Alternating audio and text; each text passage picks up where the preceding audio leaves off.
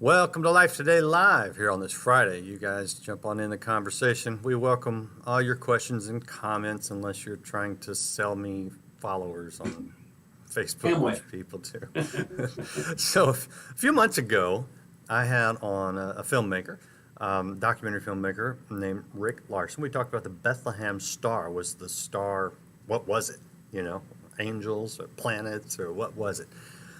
And he mentioned that he had another one coming out soon, another documentary investigating sort of the scientific evidence of things that are in the Bible.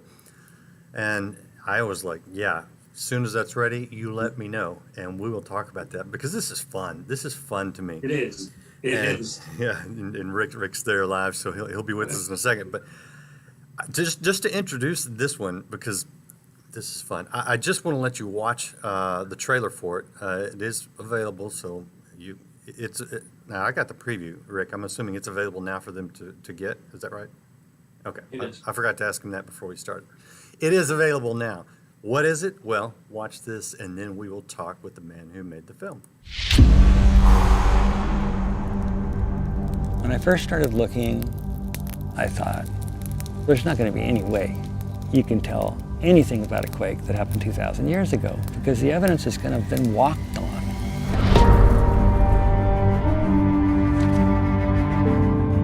And then I heard about the phenomenon of the Dead Sea. Really, it's the history of Rome. It's almost the history of Western government. As Christ is expiring on the cross, there is a great earthquake. It's big enough that it split the temple veil from top to bottom, and it broke rocks. God thought it was worth shaking the earth from these people's feet at the end of Christ's work. He's telling us something big. I think he set it up so we could discover that these things happened 2,000 years later. As a physician with Rick, I'm often concerned about where we're going to go and what we're going to be doing. I know we're going to the Dead Sea. We're going to be climbing around in canyons, and basically he can't feel his legs and his feet.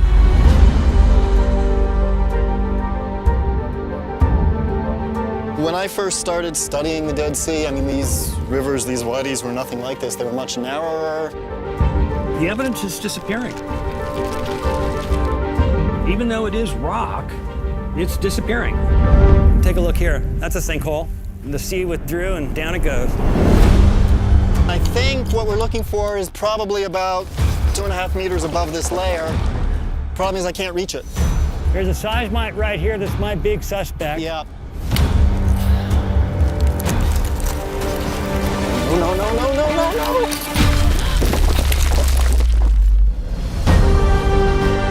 Is it possible that I could somehow see the evidence today, touch the evidence today?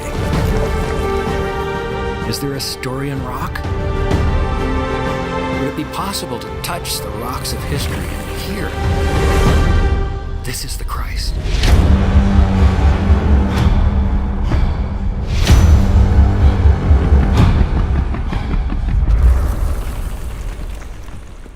Rick, welcome back, first of all. It's good to have you on. Thank you. And It's a delight to be just here. walk us right into this. What were you looking for exactly on this journey to investigate whether, and I will say up front, whether the quake and the sky darkening and all those things are metaphorical or literal changes nothing for me. Absolutely. But you got into is it literal? And so I'm curious what you're looking for in this journey. Yeah. I delight in whatever the Lord asked me to do, but I'm just puzzled why I got, tapped to do this work. We're trying to puzzle through the Star of Bethlehem. Is that for real? And then the quake. Star of Bethlehem, very exciting, and it's easy to understand why you would kind of want to search for that, just like the wise men. People have been doing that for centuries. The quake is not like that. In fact, the quake is lost to Christendom. It's how God chose, to distinguish and make great the work that Christ did, and in particular, the words he said on the cross is finished, it's complete, it's paid. that's when the quake occurs. Still, that quake is just not, you don't hear from about, it's not coming from the pulpit. But the reason I went into it is because it is a place where scripture intersects with the natural order. And that gives me a chance as a skeptic and a lawyer and a researcher to test. Not that I expect scripture to be wrong, but if it's true, then I ought to be able to find that truth where scripture intersects with what I can see and measure.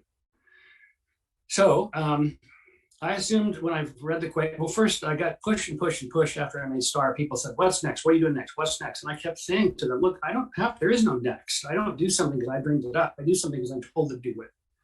And I wasn't told to do it. And I instead, when I talked to the Lord about this stuff, what I kept coming to understand is that you aren't finished with star. What are you doing? You made star. Now you have a lot of work to take it to the world. And fortunately now it's over 400,000 DVDs sold and it's streaming now and all that. But finally he did show me the next thing, an intersection between scripture and the natural order is the quake at the cross. And so look at it. So I did. And I went in thinking there's no way anyone can be able to tell anything about a quake that happened 2,000 years ago. Unless it was a building that has fallen down or something like that, how would you even know? So I started looking at it and come to find out this is the most shocking thing to me. I've always thought the Dead Sea was a pretty cool artifact on the earth, the lowest place. It's actually a terminal lake. Water flows through the Dead Sea, mostly through the Jordan River, but also through the watershed, including Jerusalem, around the Dead Sea. None of the water flows out. It all evaporates slowly and then leaves its salt and dissolved solids behind. That's why the Dead Sea is called the Dead Sea, because it's so salty, nothing lives there. No fish, no plant life. Interesting. I thought, well, it's just interesting as a geological phenomenon. But it turns out it's serving a very specific purpose. I think it's a set piece of the Lord God so that we can discover what I'm going to tell you right now. The Dead Sea is, in fact, a great seismograph, really. We haven't had modern seismographs for over 100 years. So you can't just go look at some accurate record of what happened in Jerusalem at the time of the cross. But the Dead Sea's been sitting there, 15 to 18 miles from Golgotha, recording carefully, fully, and completely everything that happened in Jerusalem, seismic activity in Jerusalem. So let me tell you how that happens. The water flows down into the watershed from Jerusalem and surrounds into the Dead Sea. In normal bodies of water, there's lots of turbation, waves. There are fish. There are things that happen in the water that stir the water, but not so in the Dead Sea because it's dead. It's still. So when the water hits full of its minerals, that stuff settles out like dust in a still room. It's not disturbed by fish. You just get pages. Think of the Dead Sea as a book. There's a book of pages, very, very thin. Most of the layers from a year are just a millimeter or 2 or 3 thick. And they're stacked very neatly, one per year. When they first settle, of course, they're not rock yet. They're just mud, as you would expect. So if you then shake the lake when they're just near when they're still soft, near the top there, it breaks those fine layers up and it forms what we see today as seismites in the wall of the exposed Dead Sea bottom, which is more of the story. So in other words, we've got a great, very accurate, perfect, not man-made record of what happened seismically in Jerusalem for thousands of years. Stunning. No place else on earth that happens. Gee, I wonder why it's there near Jerusalem. Anyway. Can I ask you a question real quick? Sure. I think I'm starting to get the picture. Okay, so you got the layers and layers and layers, and any disturbance in the water would result in a disturbance in the layer. Are they able, do you know, to go back to a known quake that was maybe 200 years ago? Am I on the right track? You just give me the thumbs up. Are you ever? Okay. Are you ever? Yeah. Because that, to me, is like, that makes sense. And it proves your theory in regards of being able to find it anyway. But you tell me. I'm jumping ahead. No, you're right. No, I love that. I mean, anytime anybody asks a question when you're teaching or even talking, you're on, they're there with you. Okay, so yes, you have to have an index because you have thousands and thousands of layers. But where do you start counting? Well, Flavius Josephus, as many of your watchers will know, the Jewish historian, rough contemporary of Christ, included in his writings a story, a brief mention of the Battle of Actium, which is a well-known battle involving Cleopatra and Octavian, then later Augustus, and known players, Mark Antony. Anyway, because it's a well-known battle, we know the date. It's spot on. We know the exact date of it. And during that battle, it was a sea battle, but there was a massive quake in Judea. How big? So big, Josephus says. Remember, there are no skyscrapers or anything in this time, 2,000 years ago. Not probably very few double-storied structures. Even so, Josephus says tens of thousands of people were killed. So we're talking about a serious quake, big quake. And it turns out that you can use that quake, which is easy to see in the Dead Sea records, to lock down an index from which you can count. And so if you do that and you count up, it's very laborious, believe me, you find, sure enough, in 33 AE, at the time Matthew records the quake of the cross, bam, there it is in the strata of the Dead Sea. But the mystery and the excitement about finding it is bigger than that to me. Remember, seeing Dead Sea strata is not an easy thing, or has not in the past been an easy thing to do. Maybe you could on a submarine, maybe you could pull a cork because it was down at the bottom of the sea, not available to you and to me. And not only that, coring techniques, ordinary coring techniques will destroy the softer top layer. If you try to pull a cork, you're going to lose a lot of information when you try to do that from the earlier layers where it's not consolidated into firm rock. So we were the information was locked in the Dead Sea, but not really available. But God, for reasons known to him, decided, it's time. Let's let him have access to this information. That's a big question that I can't answer, but I love asking. Why is God disclosing today in 20th century, 21st now, that these things were real? We know Jesus said, blessed are those who believe without seeing. And yet today, I'm going to go sideways here a little bit and I'll come back to the Dead Sea. Just think with me for a minute how odd this is. There are many important things in Christianity, but only two primary main events: the incarnation and the cross. We celebrate Christmas, we celebrate Easter. Throughout the Old Testament, and even Jesus in the news says he is Lord of heaven and earth. God chose to mark the two most important things in Christianity with a statement that he is Lord of heaven and earth. Huh. He announces Christ's conception and birth in the sky. Yeah. He's Lord of heaven. And then at the cross, when Jesus finishes his work and says it's finished, complete, bam! I bid the bam for a reason. We probably won't have time to discuss why, but I did that for a reason. Anyway, okay, so God has proved in these two things, these events, that he is Lord of heaven and earth. Now let's go back to the Dead Sea again. Why is it so amazing that we can find these things out? Well, we have no access, and yet the Dead Sea in the last 10, more like 15 years, a little longer even than that, has been receding like crazy. Why? Because more of the Jordan River's been used. It's hugely political. There's a lot of discussion about that. Why is it falling? But it has greatly. And in fact, if you go to the Dead Sea today, it's easy to see the thing is practically draining like a bathtub. There's no hole in the bottom. It drains only through evaporation, but the less water is being added.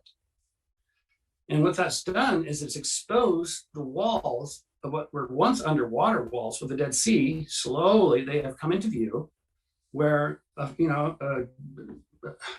fellow like me can walk up to it and say, "Gee, I wonder what those lines mean." And when you do that, you can demonstrate what I do in the film. I show people that the quake did in fact occur there and then.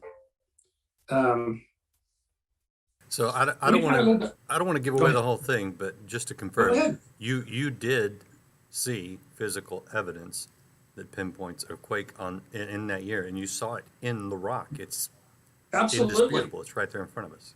It's right there. Yeah. Now, in fact, it's not just where I found it. It's all in the surrounding areas of the Dead Sea. It's more evident in some places than others because the sediment, when it settles differently depending on where it is in the lake and that sort of thing. But yes, it's widely. You can see it there. Yes. Did you get any sense of how big the quake was? The sense I got of how big it was comes from other sources and deep sources that I wasn't prepared to discuss, but I will tell you that we've almost abandoned the scale that people know the name of, Richter, but it would have been something on the order of a 5, which means that it was not the kind of quake that would have thrown a car off a bridge, but it certainly would not have been mistaken or missed, and it might well have put people to their knees. But not on the order of the one that Josephus talks about where it would have killed a bunch of people. No, it was not on that order. Not only that, and in fact, I've even talked with one other person who was sort of interested down these same lines. And this person, also I guess a Christian, said he wasn't impressed at all with that because it was too small. And I was thinking, boy, guy, you're not really thinking very straight, are you? What happened here? What happened here is that God marked the quake right where the event occurred. He didn't shake Turkey and Israel and every place else. He shook it right there in Jerusalem where the cross was. So no, it wasn't didn't you get it? It was a localized quake. It was saying something invisible has happened right here, and I'm not going to let you miss it.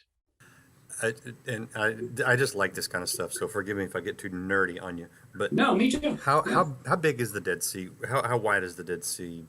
The Dead Sea, you can't throw a rock across it, but you can easily see the other side. It is a terminal lake. It's not, we call it a sea, but you can easily see the other side of the lake.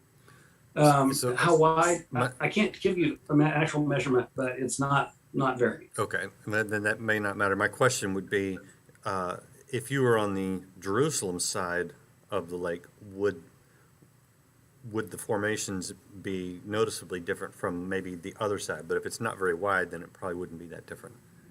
No, you probably see very similar across the other side of the lake. Very similar. Now remember, there's a huge perimeter to the lake, whether it's wide or not. It's long. Right. And so there's a huge perimeter, and you're going to be able to find these broken seismites. Is what the layers are called varves, VARVE, and the broken layers are called seismites, which record the presence of an earthquake before those varves set hard.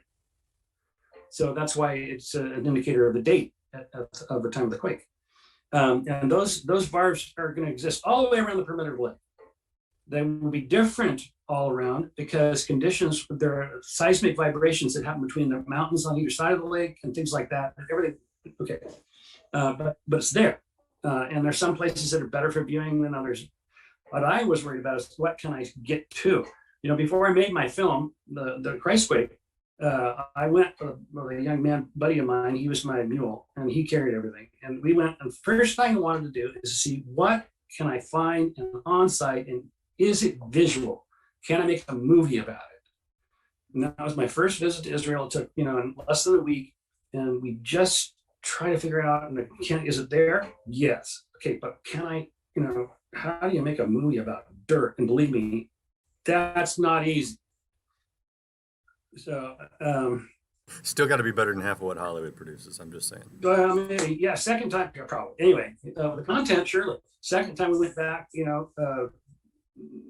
more of the same. I guess I'll just put it that way. And then the third time we went back with the crew and stayed for a couple of weeks. And the film's made with 4 cameras, sometimes more on every scene. It's not, it's a good documentary, well crafted. It is about dirt, but part of the reason we do is work so hard to make it beautiful, which it is because it is a film about dirt. That's a secret I didn't tell anybody. Okay, but that's how God chose to dignify the conclusion of Christ's work, and so you don't want to don't want to make too much fun of talking about it. It's just dirt. See, the star was easy, it's lines in the sky. That's exciting. But making the dirt happen on a screen is a little bit more complex. But I think it works all right. Did you get into any of the other things? Well, I don't expect there would be a lot of traces of people at the time in the Dead Sea, although they may, an object may get washed in and you could find something. Did you find anything else, or is it just dirt? Archaeological things, I did not. I did not. Because all I'm really looking at is the people who haven't seen the film try to visualize a flat, I mean, quite literally flat cliff. It's just a wall that goes straight up. And of course it undulates, but still it's a wall. And in that wall, you see just countless little fine layers, pages of history. That's what they are, annual. And then among those, you'll find some that are busted up that indicate seismic activity. So I wasn't actually in the Dead Sea. I was outside in the dry land of the formerly underwater Dead Sea, looking at the walls. It was extreme there, believe me, at the bottom of the Dead Sea. I mean, it's like the temperatures are dramatic. We kept most of the really ugly, sweating, and nasty off the screen. But I'll tell you, well, a guy died not 2 miles from where we were from heat while we were filming. Jeez. So it's pretty extreme. Yeah. Did you look at any of the other things surrounding the crucifixion, the temple veil, the sky turning dark? I did. I tried. Let's put it that way. What I would love to have told you is that I can prove to you that the temple veil was torn by the quake. I believe that to be the case, but it's simply an educated guess. But the best I can tell you is that I couldn't find the evidence. See, the thing is that I'm an evidence guy. I mean, I can tell a great story, but I'm an evidence guy. I need to be able to show you, and I guess the word is proof. I want to stand up in front of a university-style audience with professors out there and tell them this is the fact.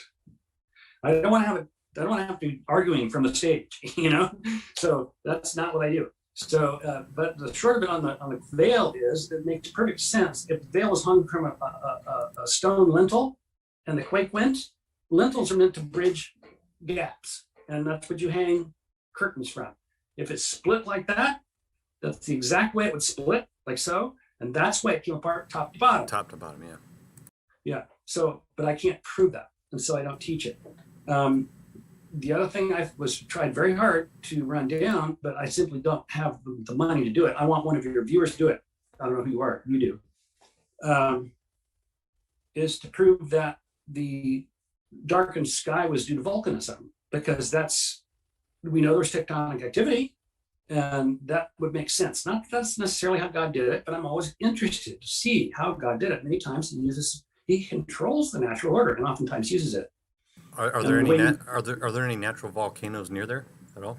The whole area is studded with volcanoes, most of them extinct. Huh. The Golden Heights is 3 extinct volcanoes. It's not saying that's where it came from. I'm just saying that the whole area is volcanoes. In fact, right now, if you go look at a map of volcanoes of currently active volcanoes around the Earth, you're going to find 20 in that area of the world. So, as a matter of fact, the Dead Sea lies along one of the plates. If you know much about tectonics, plate tectonics, it lays there, and it's at the top of the Great Rift Valley that extends all the way down through Africa, begins in Turkey. The Dead Sea is sitting in it, in the Great Rift, the bottom of that rift. So of course there's going to be volcanism there, along it and around it, and earthquakes. Interesting. So yeah, it is. yeah, it really is. And good questions, Judy, by the way, one of our viewers. So you mentioned that you want the physical evidence that you could put in front of an audience. I'm curious about some of the response from non-Christians, and because you mentioned earlier, you were a lawyer. You're not a trained archaeologist or anything like that. No. How do those guys respond when they hear this and see it? So far, I have been stunned, both with Star and with Quake, that I don't catch the flack I was so frightened of. One thing that's important, I think, is to be diligent in the scientific method. And another thing that's important for major discoveries is sometimes to not know what you're doing, but be diligent in doing it correctly. Why do I say that? Because people who are trained in discipline, they already know, or think they do, everything. So they don't explore the things that a nutcase like me will explore. I go looking for things that people don't worry about. I don't know, they interest me and I pursue. but I do it with rigor. Let me talk about a little. I have to talk about something that's just been really itching me. I hope it's not too far off point. Go ahead. We're still going through, COVID-19, and you hear this phrase. It's absolutely about to drive me up the wall. Follow the science. Oh gosh. Let me tell you why that bothers me so very much. It's a fundamental misunderstanding of science. Fundamental misunderstanding. Science is not a fixed thing that you follow. It's not like a shoebox on the table. Science is a method. Science is a methodology of finding fact and truth. It is not truth and fact. It is a method for finding those things. The conclusions of science change, and then they change, and then they change, and then they change, and then they change some more. Always. Almost nothing is fixed in science. It's fixed as of a point of time, but as soon as we have better instruments, smarter people, more work put in on the topic, the conclusions change. Science is a method. It's not a fixed thing. So that's why just not like anybody's even trying to really follow the scientific method as they set social policy, which drives me crazy.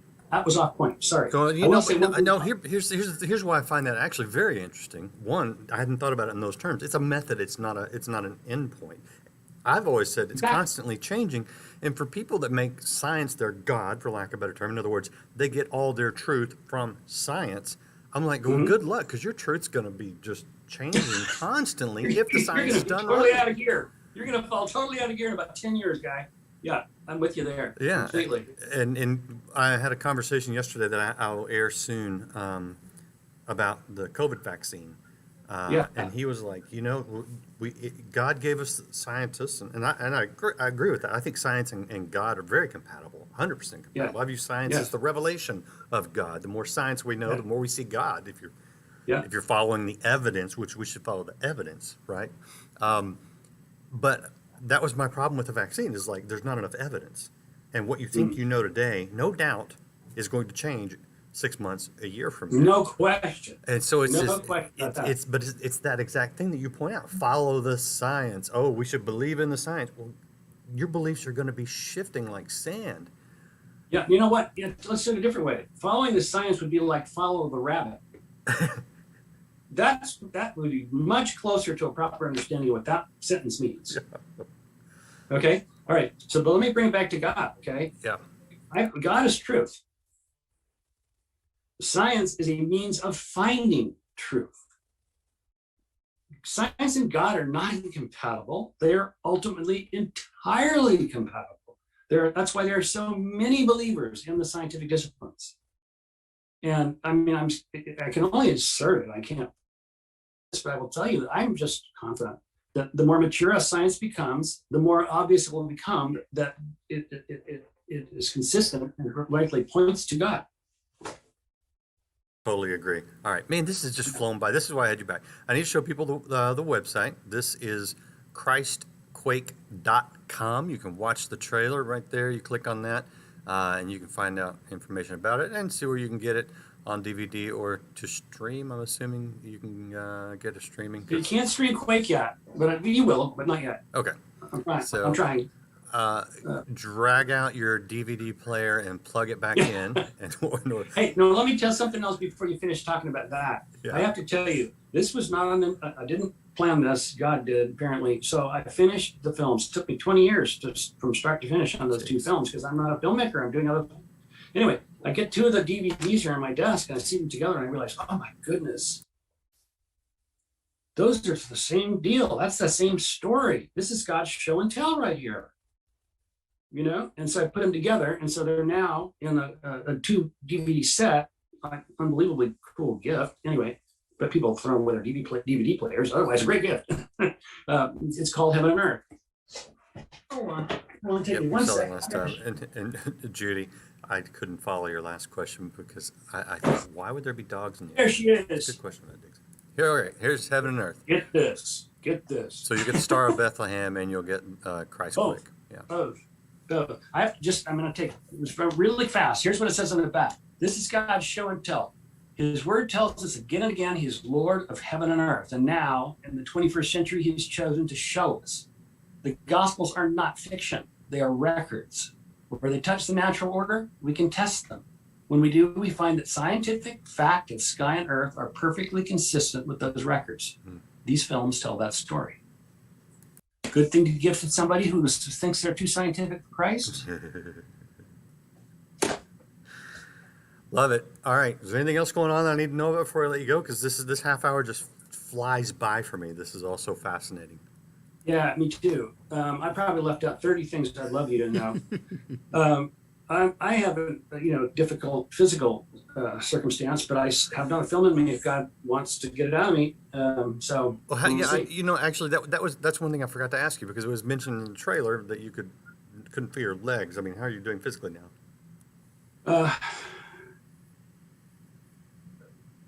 The condition that I have, reflex sympathetic dystrophy, has the highest suicide rate of any diagnosis. That's just numbers. It's a difficult condition to live with. And a lot of people choose to just check out because they've had enough. It involves a great deal of pain for extended periods of time because there is no cure. And now, of course, you can't even get pain meds. So I'm doing extremely well for someone with RST. I've been through hell periods, but I've experienced substantial healing. If I had time, I'd love to tell you that story, but that takes a few minutes to do. But I have experienced substantial healing, but I'm not pretending anything else. It's a real burden. I can't really travel anymore. It's being on an airplane with my legs down for a period of time to get to the other side of the country or something. It's just like, that's a long reach. I mean, I'll do it if God calls me to go do something, I'll do it, but it's hard. Yeah. And it was crazy that I decided to get on a plane with my team. It took a ton of people, of course, to make the film, and flew over and then hiked the Dead Sea when I was headed downhill pretty fast with my condition. And I'm hiking around down there, and I have to tell you, that was miraculous, because I was able to do that film. I was able to hike and climb down there with this condition. And when I got back within, 2-3 months, I would no more have dreamed of buying those airplane tickets. That was God. Interesting. Totally. He enabled the making of that film. I mean, I'm just flat out enabled it. All right. Well, one of my faithful viewers who has experienced a lot of chronic pain, her name is Judy. Yeah. She says, hang in there. And she is praying for you as well. And I know she's a prayer warrior, so you've got some people out there. No, I love it. You'll have to come back. I love her. Yeah, you can't check out, because I need to have you back, and we'll talk about something else cool here in a few months in the future. No, I've got lots of stuff to talk about. All right. All right. This is the website, Christ Quake. We've been talking to Rick Larson. He's the filmmaker that journeyed over there to find out was the earthquake when Jesus was crucified, was it literal, and is there any evidence? Follow the evidence to form the science, and it just points back to God. And go to heavenandearthmovie.com to look at the more pretty website, and maybe there's more trailers and stuff I'll add there. Say that again. Heaven and Earth what? Movie? Heavenandearthmovie.com. Okay. Heavenandearthmovie.com. All right. Well, Rick, appreciate you pushing through to get these things done, and then sharing them with us, because this is fascinating. So thank you. My joy. Truly. My joy. All right. The rest of you guys, Judy says to look into hyperbaric therapy. You probably know that, but yep. Okay. Thank you for interacting, Judy. Thanks for being a part. And the others of you who were part of the chat. If you're watching this in the replay, we invite you back at noon, Monday through Friday, right here on Life Today Live. Please do share this. If you haven't followed or subscribed, do it now, and come back next week, because I got more great guests, and I want you to be a part of it. See you next Monday. Have a great weekend. This is your hour, angry mob. Forever. And the hour of darkness. But enjoy it. Squeeze all the fun you can out of it. This is your hour. This is your hour. Because it's soon toward the end. And truth will be on the throne for a change. Sunday is coming.